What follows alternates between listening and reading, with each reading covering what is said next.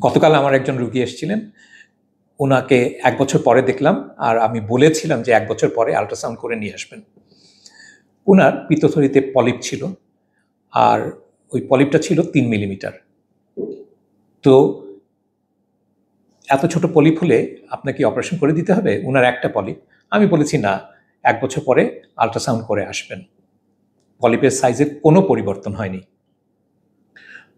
উনি বললেন যে আপনি খুব কম সময়ের মধ্যে এইটা নিয়ে একটু ফেসবুকে বলেন, সেই জন্য আপনাদের কাছে বলা। আগেও বলেছি, যদি 5 মিলিমিটারের নিচে একটা পলিপ থাকে তাহলে 1 বছর পরেও আল্ট্রাসাউন্ড করে আপনার ডাক্তারের সঙ্গে পরামর্শ করতে পারেন।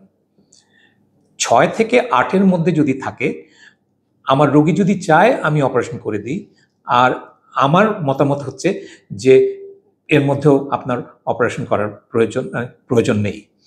তবে যদি আপনি ওই সময়ে 6 থেকে 8 তখন আপনি 6 মাস অন্তর অন্তর আল্ট্রাসাউন্ড করবেন।